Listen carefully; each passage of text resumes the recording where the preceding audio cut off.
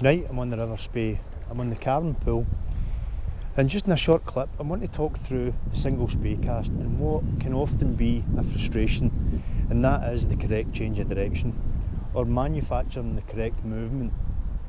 We've got a slight downstream wind, so for the video I've got a high vis yellow coloured line, and at the moment I'm only using wool.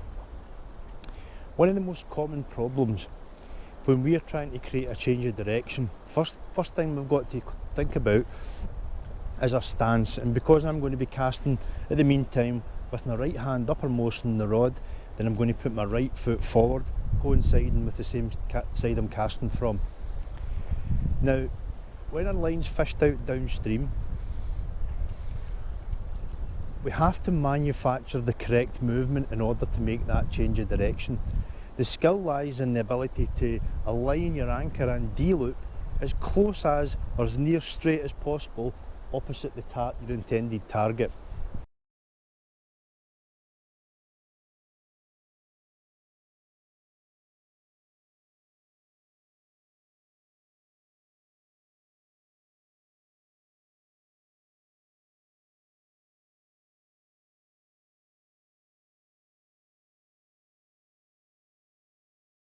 Quite often the rod is either taken up and then dropped down excessively, or this upper hand basically pulls across or pulls upstream.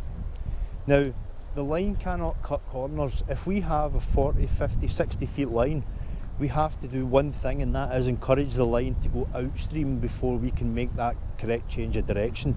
So by bringing the rod up, the first movement in a spey cast should be outward to tease that line round and encourage it to change direction. As I said before, in order to do this, the correct rod tip path would be a kind of elliptical shape in the main. Now this changes obviously when we're wading, or depending on the angle we're going to change direction. If it increases, there's certain adjustments we've got to make. But in the main, it's going to be a slight elliptical shape. Now, that shape is slightly tilted, and the reason being is because as soon as we move that rod away from us, it loses height naturally. Especially when we come to this point here, where it no longer is travelling round like that, it has to make that sharp change of direction in order to form the D-loop correctly. Also,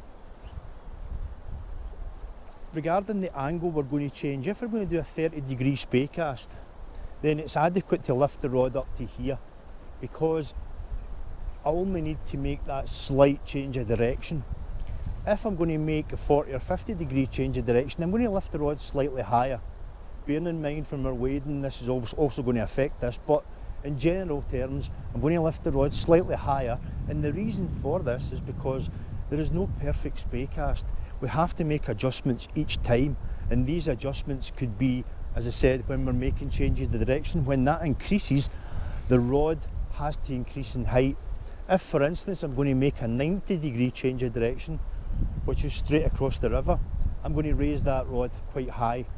I'm also going to hesitate to let the line sag underneath it. And the reason for this is because it's so much more easier to turn the line outward and round from here than it is from away down there. So basically, in summary, if we're doing just a 45-degree, for example, we can raise the rod up so high, make a change of direction. The reason we want to lift it higher when we're doing an 80 or 90-degree change of direction is because that elliptical shape needs to be closer together. They are different casts, so therefore they cannot be the same. The rod tip path has got to change. Likewise, when we make that change of direction, we're using our hand movements are very important. Quite often this bottom hand's neglected, and that's where that pull comes from.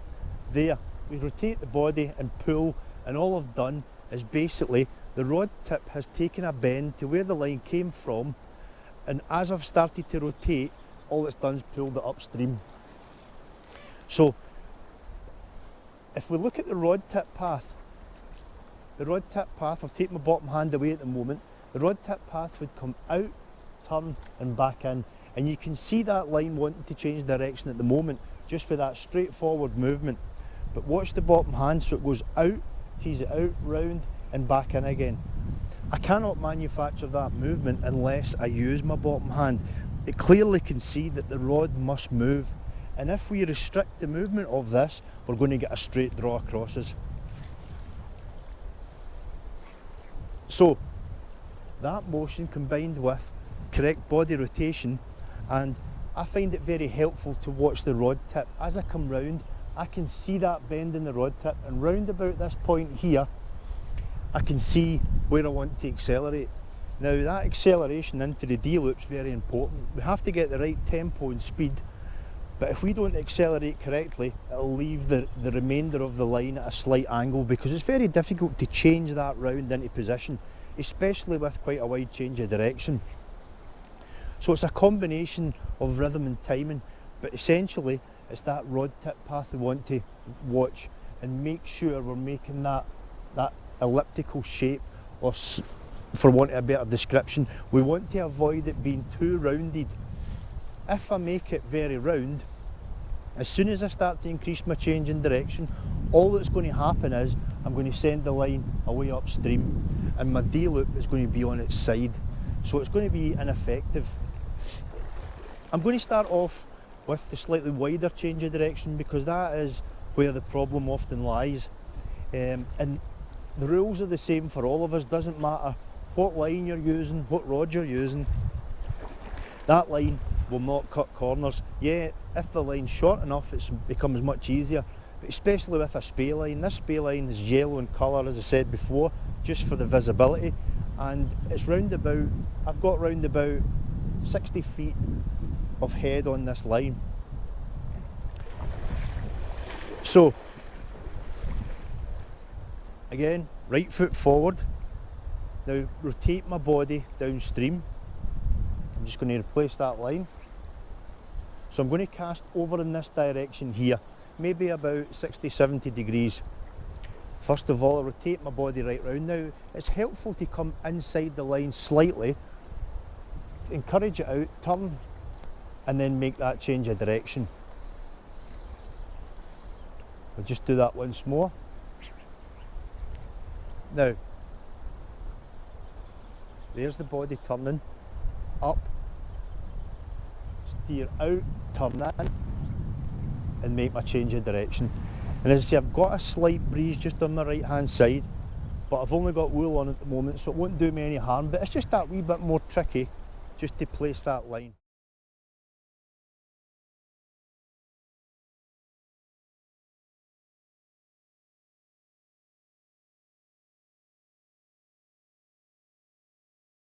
And you can see that's quite a wide change of direction, but my anchor is reasonably straight. It is very difficult to get a straight anchor.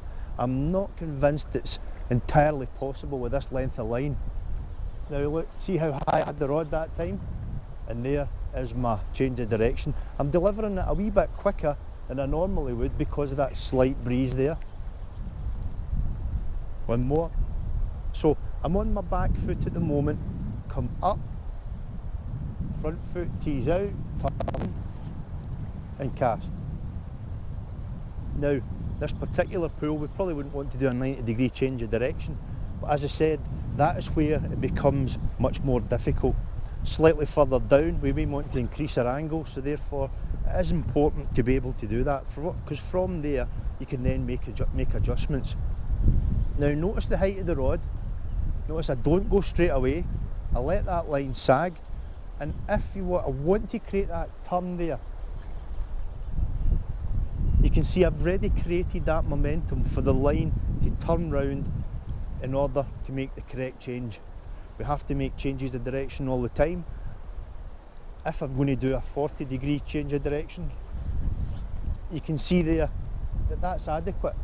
There's the turn and back out again. Therefore, I cannot use that same movement to make a 90-degree change of direction. It's just, it cannot be the same. So just to summarise, the important points, first of all, your stance has got to be correct. Then we rotate our body down to the fished out line, come up, come inside. I'm just going to talk through this, I'm going to ignore the line. We want to tease that away from us, watching the rod tip. Round about this position here is where I want to accelerate back into my D loop. The best advice I could give you is, as you see the line touching down, it's at that point that you want to make your forward delivery. I'm just going to wait for the breeze to drop just slightly. Okay, right foot forward. I'm going to do a full 90 degrees here. So once the breeze has dropped, there's my body rotated round, out, turn, and there is my 90-degree change of direction. The alternative to this cast that I sometimes use, and it is an alternative, it's not what I would class as a Spey cast, is basically I'm going to raise the rod and ignore the line and come right up into this position here. And when I do, I'm going to tease that line just slightly behind. Now, what I'm going to do is make a forward, almost aerial roll cast outstream. As that line begins to extend, I'm going to pull it back into my D loop. And what I'll get is the same or similar cast, but done in a different way. And the reason that this is so effective is because the turn is so acute. There it is. So basically, I've created that change right out there.